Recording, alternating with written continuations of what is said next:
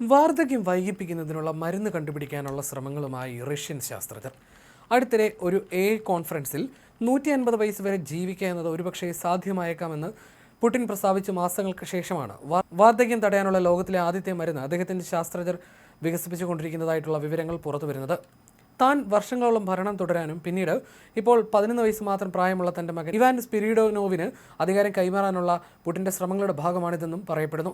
കോശങ്ങളുടെ വാർദ്ധക്യത്തിന് കാരണമാകുന്ന റേജ് എന്ന ജീനിനെ തടയാൻ രൂപകൽപ്പന ചെയ്ത ലോകത്തിലെ ആദ്യത്തെ ജീൻ തെറാപ്പി മരുന്ന് വികസിപ്പിക്കുന്നതിൽ തങ്ങളുടെ ഗവേഷകർ മുന്നേറുകയാണെന്ന് റഷ്യൻ ശാസ്ത്ര വിദ്യാഭ്യാസ മന്ത്രി ഡെനിസ് സെഗുറിൻസ്കി അവകാശപ്പെട്ടു.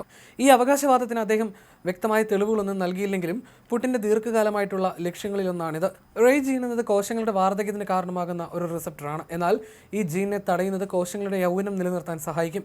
ഈ തത്വത്തിൻ്റെ അടിസ്ഥാനത്തിൽ ഇതിനെ പ്രത്യേകം തടയുന്ന ലോകത്തിലെ ആദ്യത്തെ ജീൻ തെറാപ്പി മരുന്ന് വികസിപ്പിക്കുക എന്നത് വലിയ ലക്ഷ്യമാണ് നിശ്ചയിച്ചിരിക്കുന്നത്. വിപുലമായ ജനിതക സാങ്കേതിക വിദ്യകളെ ആശ്രയിക്കുന്ന ഈ മേഖല വാർദ്ധക്യത്തിനെതിരായ പോരാട്ടത്തിലെ ഏറ്റവും പ്രതീക്ഷ നൽകുന്ന വഴികളിലൊന്നാണെന്ന് സെറൻസ്കിൽ നടന്ന വൈദ്യശാസ്ത്ര വികസന ഫോറത്തിൽ സംസാരിക്കവേ അദ്ദേഹം പറഞ്ഞു. Institute of biology of ageing and മെഡിസിനാണ് ഈ ഗവേഷണം നടത്തുന്നത്.